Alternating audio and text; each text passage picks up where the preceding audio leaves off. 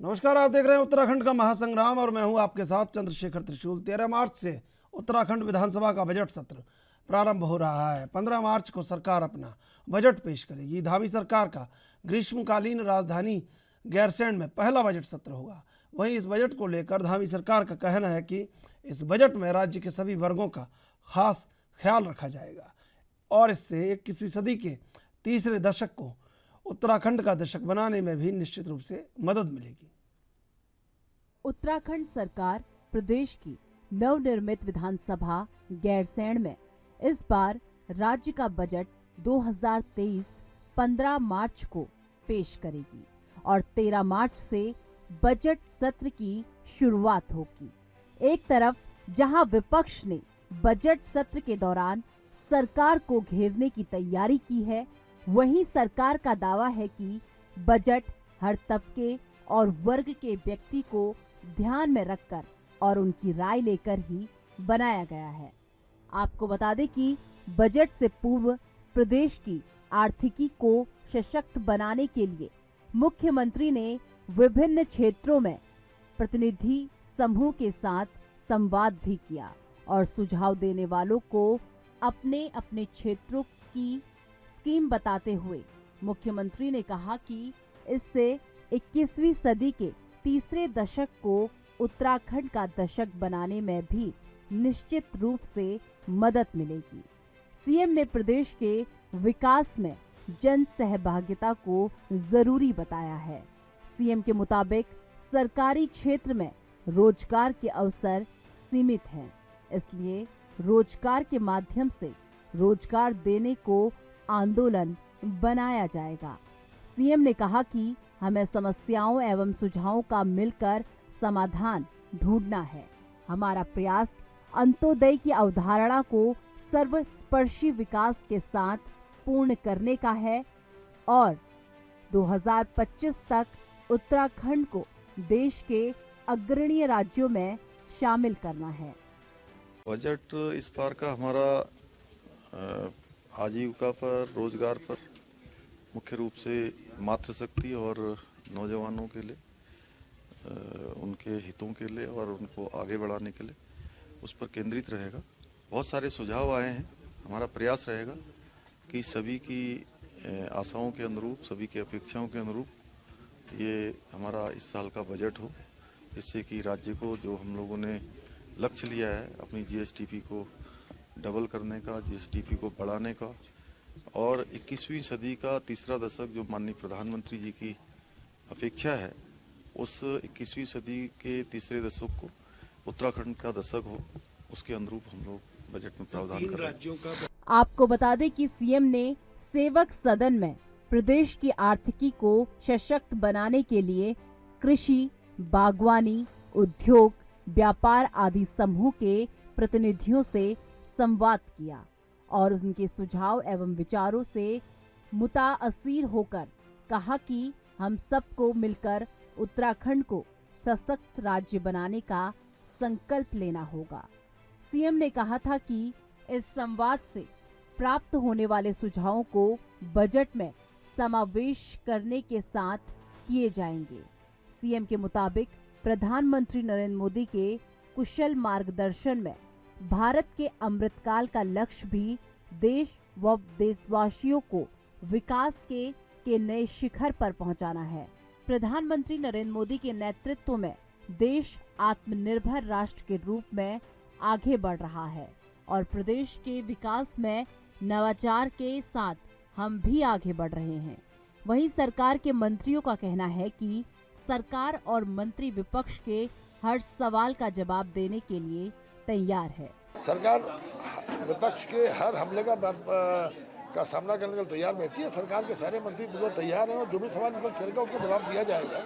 13 तारीख से सत्र होना है क्योंकि ग्रीष्मकालीन की शुरुआत हुई और सरकार के द्वारा गैरसैंण को ग्रीष्मकालीन राजधानी घोषित किया गया। तो ये पहला सत्र ग्रीष्मकाल के दौरान 13 मार्च से प्रारंभ किया जाएगा और इसमें पूरी तरह से सरकार हर सवाल का जवाब देने को तैयार है। आपको बता दें कि उत्तराखंड में बजट सत्र शुरू होने में चंद रोज का ही अब वक्त बचा है और धामी सरकार का दावा है कि बजट में सभी वर्गों से रायशुमारी की गई है और सभी वर्गों के लोगों का ध्यान रखा गया है। लेकिन सवाल ये उठता है कि 15 मार्च को जब उत्तराखंड सरकार बजट पेश करेगी तो उत्तराखंड की जनता को क्या मिलता है और जनता कितनी खुश होती है। वैसे तो सरकार किसी की भी रही हो और किसी भी प्रदेश में हो, बजट के बाद विपक्ष की उंगली सरकार पर उठती है और कमियां निकाली जाती हैं। अब देखने वाली बात होगी कि जनता और विपक्ष आने वाले बजट को किस नजरिए से देखते हैं। एएनबी न्यूज के लिए देहरादून से तारिक अंसारी की रिपोर्ट। उत्तराखंड के इसी बजट पर चर्चा करेंगे। 3 मेहमान हमारे साथ इस समय मौजूद हैं। सुनीता विद्यार्थी, प्रदेश प्रवक्ता बीजेपी, साधना शर्मा, वरिष्ठ पत्रकार उत्तराखंड, हुकुम सिंह कुंवर, राजनीतिक विश्लेषक। सब आप तीनों का स्वागत। सबसे पहले सुनीता जी, आपके पास आएंगे। हर वर्ग का ध्यान देने की बात कही है और तीसरे दशक में उत्तराखंड का वो कीर्तिमान स्थापित करने की बात कही जा रही है, जहां पर उत्तराखंड को देश का अग्रणीय राज्य बनाने की और सरकार कवायद कर रही है। क्या लगता है कि बजट के बारे में विपक्ष कुछ भी सोचे, इससे पहले आप बहुत कुछ सोच चुके हैं?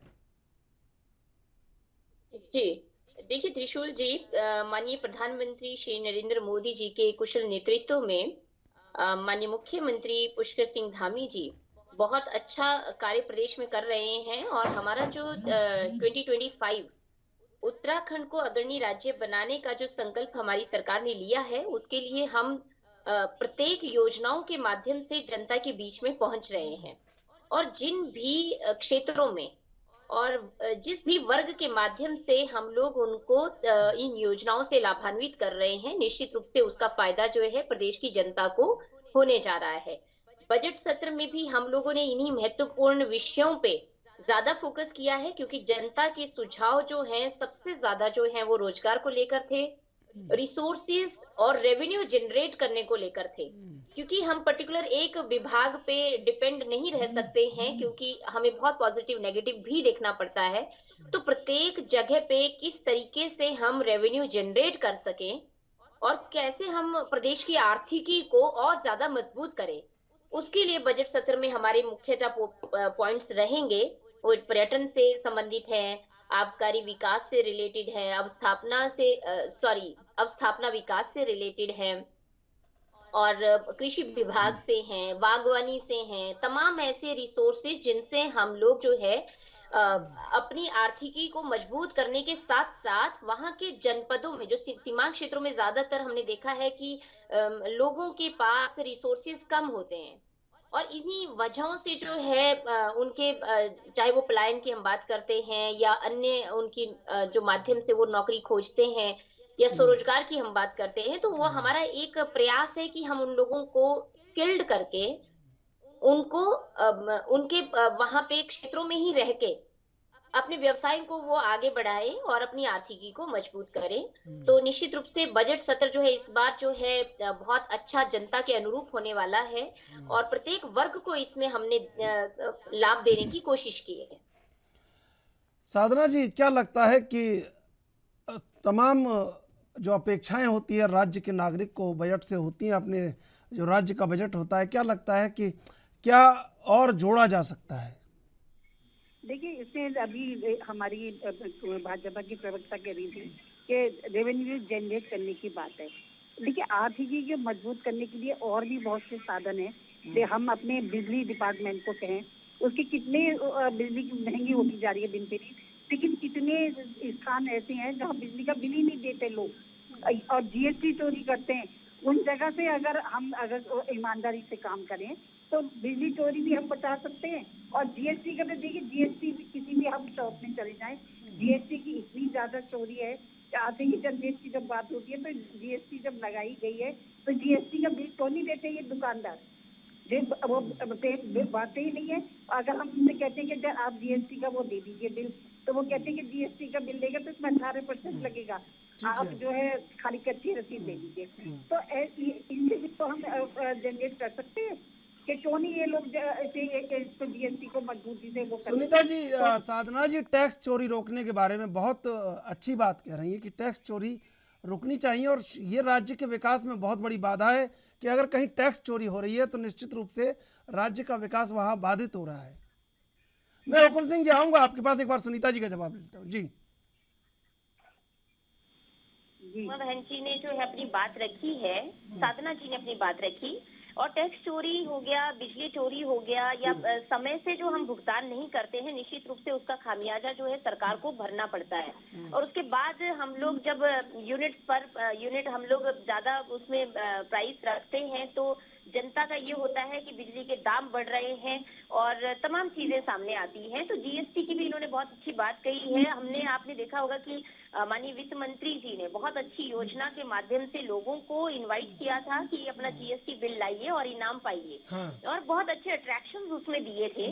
तो ये सभी चीजें इसीलिए होती हैं क्योंकि जो हमारा, देखिए, एक समाज में हम रहते हैं, हमें प्रॉपर टाइम पे जो है अपना हाउस बिल, रेंट टैक्स हो गया, अपने तमाम जो नगर निगम के टैक्स होते हैं, बिजली का हो गया, पानी का हो गया, ये सब चीजें जो समय से भरेंगे तो लोगों के वेतन देने में भी दिक्कत नहीं होती और साथ में व्यवस्था सुधरती है। ठीक है हुकुम सिंह जी, मैं आ रहा हूँ। साधना जी मैं आ रहा हूँ, साधना जी आ रहा हूँ मैं आपके पास। हुकुम सिंह जी, क्या लगता है कि जो बात साधना जी ने कही है और जो बात कहीं ना कहीं सरकार ने भी उत्तराखंड में की कि पहले जो बिल लाओ और इनाम पाओ, क्या लगता है कि तमाम चीज़ें हो रही हैं, लेकिन क्या और जोड़ा जाना चाहिए जब ये बात कही जाती है कि तीसरे दशक का उत्तराखंड देश के अग्रणीय राज्यों में शुमार हो? जी चंद्रशेखर जी, मैं तो ये कहना चाहता हूँ कि मुख्यमंत्री जी की जो मंशा है, जो गैरसैंण में वो ये बजट सत्र बना रहे हैं 13 मार्च से, वास्तव में उन्होंने अपनी मंशा जाहिर कर दी है कि मैं राज्य की अवधारणा के अनुरूप में बजट बनाना चाहता हूँ। पलायन रुके, बेरोजगारी रुके, विकास कार्य हो, कृषि, बागवानी और पर्यटन को बढ़ावा मिलना चाहिए। उनकी मंशा जग जाहिर हो रही है क्योंकि जो केंद्रीय बजट हुआ था उसमें भी हम लोगों ने इस बात को कहा था कि जो केंद्र के बजट है वो तो है ही, लेकिन राज्य के अंदर जैसा कहा जा रहा है कि भाई संसाधन बढ़ाना तो होंगे, अगर संसाधन ही नहीं होंगे तो फिर काम कहाँ से होंगे। इससे मुख्यमंत्री पुष्कर सिंह धामी ने जो संसाधन बढ़ाने की बात की है, रेवेन्यू जनरेट करने की बात की है, ये स्वागत योग्य कदम है। और जो छीजन है, अभी हमारे दोनों प्रवक्ता करेंगे, छीजन हो रहा है, बिजली का बिल नहीं दे रहे हैं, कोई पानी का बिल जमा नहीं कर रहे हैं, वो चोरी है। चोरी को, छीजन को भी रोकना पड़ेगा। लेकिन मैं मानना चाहता हूँ कि हम एक उत्तराखंड राज्य एक बहुत शहीदों के सपनों का राज्य बना है, बहुत आंदोलन के बाद राज्य का निर्माण हुआ है, अलग भौगोलिक स्थिति के आधार पर इस राज्य का निर्माण हुआ है। और गैरसैंण में तो अपना बजट सत्र हो रहा है, इससे बहुत बड़ा संदेश मैं समझता हूँ पुष्कर सिंह धामी जी देना चाहते हैं, वो अपनी मंशा को जाहिर करते हैं। जहाँ तक सवाल है पक्ष विपक्ष का, उसको पक्ष विपक्ष तो होता रहता है, इसमें कोई बात नहीं है, उसमें तो पक्ष कोई बात नहीं कर, तो देखो इसका विरोध जरूर करता है। लेकिन मैं समझ रहा हूँ इस समय पक्ष विपक्ष के बजाय गैरसैंण से जो बजट सत्र हो, इसको आगे धरातल में लाने के लिए दोनों दलों को काम करना चाहिए, चाहे कांग्रेस हो चाहे भारतीय जनता पार्टी। आखिर जनता तो हम सब की है ना। राज्य का निर्माण जब शहीदों से हुआ है, अगर सब लोग मिलकर राज्य का निर्माण करेंगे तो 23 साल में, आज हमसे कह रहे हैं कि अग्रणी राज्य पुष्कर सिंह धामी जी, भाई एक आशा की किरण जग रही है। हम पहले से नेगेटिव क्यों सोचे हैं, हम पॉजिटिव सोचना चाहिए। 1 तारीख से जो बहस हो उसमें कांग्रेस के मित्र हैं, पक्ष विपक्ष के लोग हैं, और उसको धरातल में लाने के काम करेंगे। देखिए, आप अमृत योजना पूरे देश में चल रही है, प्रधानमंत्री कहते हैं कि प्रधानमंत्री के एजेंडे में उत्तराखंड सबसे आगे है, सबसे बड़ी चीज ये है। आज यहाँ के जो उत्पादन है उनको प्रधानमंत्री बढ़ावा देने का काम कर रहे हैं। तो मैं समझता हूँ कि जो आत्मनिर्भर प्रदेश के लिए काम हो रहा है, जो अपना तीसरी सदी के लिए काम हो रहा है, इसको हम समर्थन करते हैं और उम्मीद करते हैं कि पुष्कर सिंह धामी जी की जो मंशा है, उन्होंने पहले भी बजट में बोल दिया है कि भाई मेरी ये प्राथमिकता रहेगी, बजट का हिस्सा उन्होंने बता दिया है। तो बहुत शंका नहीं रह जाती पुष्कर सिंह धामी के बजट में कि उसे मीन माइंड निकाला जाए। जब तक बजट सामने नहीं आएगा और उसको धरातल में हम नहीं ला पाएंगे, तब तक इस पर बहुत ज्यादा आपत्ति कोई, हमें लगता है कि कोई हमारे पास कोई ऐसी गुंजाइश नहीं है। हम पुष्कर सिंह धामी के बजट का, उनकी मंशा का स्वागत करते हैं। ठीक है सुनीता जी, अमृतकाल का नया अध्याय लिखने के लिए, राज्यवार अध्याय लिखने के लिए उत्तराखंड का ये बजट मील का पत्थर साबित होगा, क्योंकि अग्रणीय राज्य की बात बार बार उत्तराखंड की तरफ से होती है कि कैसे अग्रणीय राज्य बनाया जाए। तो क्या लगता है कि मील का पत्थर वाकई में साबित होने वाला है बजट? बिल्कुल, देखिए ऐसा है, अभी आपने देखा कि जनवरी में हमने ब्यूरोक्रेसी का एक चिंतन मनन शिविर भी करवाया था मसूरी में, और उसके निष्कर्ष में जो चीजें हमारे पास आई हैं, हमने तमाम बिंदुओं पे जो गहन विचार करके हमने बजट में इस बार वो पॉइंट्स रखे हैं। और दूसरी बात ये भी है कि मील का पत्थर इसलिए साबित होगा क्योंकि जो महत्वपूर्ण विषय हैं जिनसे हम लोगों को रोजगार मिलेगा, जिनसे हमारा प्रदेश मजबूत होगा, वो तमाम चीजों को हमने इस बजट में रखा है। और हम चाहते हैं कि हम जिस भी दिशा में बढ़े, उस दिशा से जो है हमारे युवाओं को लाभ हो, उनके हाथ में रोजगार हो, हमारी जो महिलाएं हैं, उनका जो वर्ग है, जो गृहस्थी के साथ में हम चाहते हैं कि वो अपने परिवार की आर्थिकी को सुधारने के लिए एमएसएमई के माध्यम से, सेल्फ हेल्प ग्रुप के माध्यम से अपने परिवार को मजबूत करे, अपने परिवार की आर्थिकी को मजबूत करे। तो प्रत्येक दिशा में हमने जो केंद्रीय बजट जिस प्रकार से हमारा पेश हुआ था, उसी की झलक आपको जो है राज्य बजट में मिलेगी। और हमारा जो फोकस है वो यही है कि हम ज्यादा से ज्यादा जो जॉब्स हैं वो क्रिएट करें, ज्यादा से ज्यादा स्वरोजगार क्रिएट करें। स्वरोजगार योजनाएं जितनी माननीय मुख्यमंत्री जी के द्वारा चलाई जा रही हैं, लगातार उनकी समीक्षाएं हो रही हैं। और हमारी पूरी ब्यूरोक्रेसी जो है आज हर जनपद में है।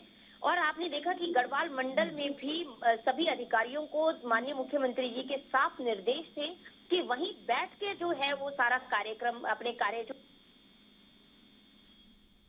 ठीक है जी। साधना जी, कहीं ना कहीं सरकार तमाम चीज़ों को अच्छे से देख रही है, लेकिन क्या लगता है कि बिजली चोरी और टैक्स चोरी को भी अभी और कार्य करने की जरूरत है? जी, जीएसटी चोरी तो इतनी ज्यादा है, आप सुनीता मार्केट जी, मैं जाते आऊंगा होंगे आपके तो पास, आपको भी पता होगा। तो उससे भी तो राज्य का भला होगा।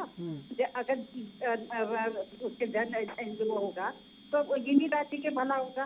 तो इसके लिए आवश्यक यही है कि हम जो है बिजली चोरी हो गया, पानी चोरी हो गया और ये जीएसटी हो गया, ऐसी चीज पे हम कुछ रखे तो इससे भी तो धन प्राप्त होगा और राज्य का फायदा होगा। नहीं तो हमारे कितने सारे डिपार्टमेंट बंद होते जा रहे हैं रोज। हमारा परिवहन निगम बिल्कुल घाटे में चलता है। तो इसलिए इन सब चीजों पे भी ध्यान देने की जरूरत है, तो जिससे आय की प्राप्ति होगी, राजस्व मिलेगा, हमारा राज्य को बढ़ावा मिलेगा। जहाँ तक धामी जी की बात है, धामी जी की मंशा में मैं कोई वो नहीं कह रही हूँ। धामी जी की मंशा राज्य को अग्रणीय राज्य में ले जाने की है और वो अच्छा काम भी कर रहे हैं। उनकी मंशा में कोई खराबी नहीं है। वो हर दिन रोज एक नए आयाम ढूंढ रहे हैं राज्य को विकसित राज्य में घोषित करने के लिए और विकास करने के लिए। उनकी मंशा में मैं कोई खराबी नहीं बता रही हूँ। बात आगे के कार्यक्रमों को जमीन पे धरातल पे उतारने की है। तो मंशा तो बहुत अच्छी है, लेकिन वो उनको धरातल पे ब्यूरोक्रेट उतारेंगे और वो कैसे उतारेंगे ये उनकी वो देखना पड़ेगा, क्योंकि ब्यूरोक्रेट के साथ काम करना एक बहुत बड़ा वो है कि वो बहकाते रहते हैं उनको और वो आगे काम चलता ही नहीं है ठीक से। तो आवश्यक यही है कि हम काम को धरातल पे लाएं। उनकी मंशा तो ठीक रहेगी, लेकिन मंशा के कामों को धरातल पे जब तक नहीं आएगा, राज्य का विकास संभव नहीं है। ऊपर के राज्य, अभी एक रिपोर्ट आई है कि इतने उससे खाली हो गया है हमारा पहाड़ ऊपर से। तो राज्य में जब तक धन जनरेट के साथ साथ हम नए नए रोजगार पैदा करें, हम नए नए पर्यटन स्थल पैदा करें, जिससे राज्य को और विकसित राज्य बनाया जा सके। इतने यहाँ इतनी सारी जगह ऐसी हैं कि हम उन्हें और पर्यटन के क्षेत्र में विकसित कर सकते हैं। तो आवश्यकता अभी और विचार करने की है। धन जनरेट के लिए तो ये सब चीजें बहुत आम है कि हम पर्यटन स्थल को, रिवर राफ्टिंग हो गया, पर्यटन स्थल हो गए, कितने पर्यटन स्थल हमारे देहरादून नहीं है जिनको हम पर्यटन स्थल में घोषित कर सकते हैं, लेकिन वो विकसित नहीं है। पर्यटन स्थल को उसको घोषित किया जाए, उसको उसके ऊपर कोई इको पॉइंट बनाया जाए, उसके लिए विकास के लिए कुछ ऐसी योजनाएं बनाई जाएं जिससे उसे पर्यटन स्थल घोषित कर सके। फिर आवश्यकता अभी बहुत सारे कामों की है और काम खाली मंशा से नहीं होता। काम धरातल पे लाने के लिए ब्यूरोक्रेट को भी थोड़ा सा टाइट करना पड़ता है और उनको खाली मीटिंग से काम नहीं चलता। मीटिंग ज्यादा होती है। ठीक है, अब जवाब ले लेते हैं एक बार। सुनीता जी, जो साधना जी ने कहा, कितना इत्तेफाक रखती है उन सब चीजों से? देखिए ऐसा है, हमारी मंशा भी है और हम लगातार जो है धरातल पर काम करके उसकी समीक्षा भी कर रहे हैं कि कितनी योजनाओं का जो लाभ है हमारी जनता ले पा रही है। उसकी लगातार उसके आंकड़े हम लोग जो है डेटा रिपोर्ट उसकी बना रहे हैं और जहां कमियां हैं उनको और मजबूती के साथ में दुरुस्त कर रहे हैं। और सबसे बड़ी बात यह है कि जब हम कोई विजन रखते हैं और उसके लिए जब हम योजना बनाते हैं और जो योजना का लाभ हमारे लाभार्थी लेते हैं, तो जाके उस प्रदेश को हम कहते हैं कि अब हमारा जो है हमारा कर्तव्य जो हम करना चाहते हैं वो फल फूल रहा है। यहाँ पे जिस प्रकार से अभी स्वरोजगार की बात हो रही है, सौर ऊर्जा की बात हो रही है, अभी बिजली आउटेज की बात करी या पावर आउटेज की हम बात करते हैं, कट की बात करते हैं, आने वाले समय में ये सब चीजें जो है हम लोग धीरे धीरे फोसिल फ्यूल की डिपेंडेंसी से रिन्यूएबल की तरफ बढ़ रहे हैं। और आप देखिए कि फोटोवोल्टाइक के साथ साथ हम लोगों ने कितने और रिसोर्सेज जनरेट किए हैं बिजली उत्पादन के लिए, चाहे माइक्रो हाइडल की बात करें, चाहे हम लोग, क्योंकि हमारा पहाड़ी क्षेत्र है और भौगोलिक ऐसी परिस्थितियां हैं कि वहां पे मेगावाट के हाइडल प्रोजेक्ट्स जो हैं वो आपने देखे परिणाम की बहुत ज्यादा सूट नहीं कर रहे हैं। तो हम लोग छोटे छोटे रिसोर्सेज देके, वाटर रिसोर्सेज देके माइक्रो हाइडल पॉलिसी में जा रहे हैं। और सौर ऊर्जा के माध्यम से हम 1000 गांवों को सोलराइज कर रहे हैं, जिससे हम लोग अपने घर की कंजम्पशन के साथ साथ में जब वो ग्रिड के साथ में कनेक्ट होगा पावर प्लांट, तो हम लोगों को हम पावर को बेच भी पाएंगे। बिजली का जो उत्पादन हो रहा है, सरप्लस हो रहा है, उसको हम गवर्नमेंट को बेचेंगे। तो ऐसा जनता को हम लोग प्रावधान दे रहे हैं। साथ में हम विंड एनर्जी की तरफ को जा रहे हैं, क्योंकि आपने देखा कि पिथौरागढ़ की साइड सीमांत क्षेत्रों में बहुत अच्छा जो है विंड एनर्जी का स्कोप है। तो लगातार हमारा रिसर्च उस दिशा में चल रहा है। और जितनी भी चीजें हैं, क्योंकि सभी के सहयोग से ही सारी चीजें होती हैं, आप सभी के जो सुझाव हैं वो बहुत ज्यादा इम्पोर्टेंट हैं। और कई बार हम लोग कहीं किसी पॉइंट पे कमी अगर हमें होती है तो हम लोग उसमें सुधार करने की पूरी कोशिश करते हैं। तो समीक्षा पूरी हो रही है और आप देखिए कि आने वाले समय में बहुत सारी चीजें जो है वो व्यवस्थित हो जाएंगी। ठीक है। हुकुम सिंह जी, क्या लगता है कि सरकार ध्यान तो रख रही है, लेकिन साधना जी ने कहा कि मंशा तो ठीक है, लेकिन धरातल पर पूरी तरीके से क्रांतिकारी कहीं ना कहीं उसको एक निगरानी भी करनी होगी और उतारना भी होगा क्रांतिकारी रूप से। बिल्कुल चंद्रशेखर जी, इसमें जो है ना, देखिए इसमें जनता का सहयोग भी बहुत जरूरी है। जैसे जीएसटी की बात अभी साधना जी कह रही थी, अगर हम सारा क्रास अवेयरनेस हो जाए, जागरूक हो जाए और बिल लेना शुरू कर दे तो टैक्स का अटेंडेंस भी बढ़ जाएगा ना। और हम लोग भी तो सहयोग नहीं करते हैं, जनता का भी सहयोग चाहिए। मैं दूसरा ये कहना चाहता हूँ, देखो उत्तराखंड 18% मांगते हैं सर, उसने 18% मांगते हैं। हम ये कहते हैं कि हमारा राज्य बने 23 साल हो गए हैं और 7 साल पर लाने की आवश्यकता तो है ही है, लेकिन एक मनसा, एक मुख्यमंत्री जो होता है उसकी मनसा होती है मीटिंग तो जरूर करनी पड़ती है, मीटिंग में कार्यवाही। लेकिन पुष्कर सिंह धामी जिलों का भी दौरा कर रहे हैं। कल हमारे पूर्णागिरी उन्होंने मेले का उद्घाटन किया, वहाँ पर रिवर राफ्टिंग से लेकर कई चीजों की उन्होंने घोषणा की। और वो पिथौरागढ़ भी जा रहे हैं, चमोली भी जा रहे हैं, उत्तरकाशी भी जा रहे हैं और पौड़ी भी जा रहे हैं, उधर अपना जोशी जा रहे हैं, उधर रुद्रप्रयाग भी जा रहे हैं और देहरादून मीटिंग कर रहे हैं। मीटिंग करना भी बहुत जरूरी है, बिना मीटिंग के लिए तो कोई काम नहीं होगा ना। लेकिन पहले मनसा पर सवाल उठाना, मैं समझता हूँ उससे नहीं है। हमें देखना चाहिए कि उनकी जो मनसा है पुष्कर सिंह धामी जी की, बहुत अच्छी मनसा लग रही है। राज्य का विकास होगा, राज्य के लिए करना है। अगर सब लोग हम राज्य के लिए चाहेंगे तो राज्य का विकास जरूर होगा, ये मैं कहना चाहता हूँ। और हमें अच्छी उम्मीद रखनी चाहिए, आशा ही रखनी चाहिए। पहले हमने नकारात्मक सोच नहीं रखनी चाहिए, हमें सकारात्मक रास्ते पर आगे बढ़ना चाहिए। और मैं तो कहता हूँ शहीदों के सपनों की राजधानी गैरसैंण में ये अपना बजट सत्र होना अपने आप में बहुत बड़ा संदेश राज्य की जनता को देने की कोशिश मुख्यमंत्री ने की है, उसको जरूर सफल होंगे। गैरसैंण में बजट होने की बात कर रहे हैं सुनीता जी, हुकुम सिंह जी। जी जी जी।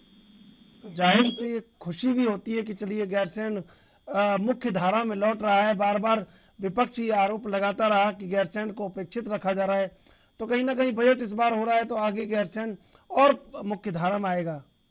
बिल्कुल बिल्कुल त्रिशूल जी, देखिए हुकुम जी ने बहुत अच्छी बात कही, क्योंकि हम सभी लोग जो है राज्य आंदोलनकारियों के परिवार से हैं और हमारे लोगों ने जो त्याग किया है, जो बलिदान दिया है, और जो मैं तो कहूंगी कि राज्य आंदोलनकारियों ने जिस प्रकार से जो गैरसैंण को मुख्य रूप से रख के राज्य की मांग की थी, और उसके बाद सरकारें आती गई और गैरसैंण बहुत चीजों से उपेक्षित रहा।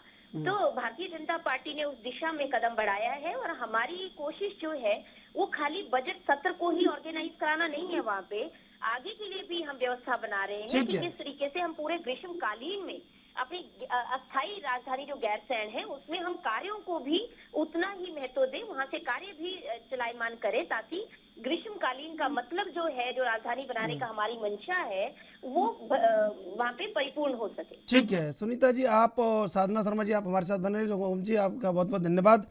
अभी लेंगे एक छोटा सा ब्रेक के बाद फिर हाजिर होंगे।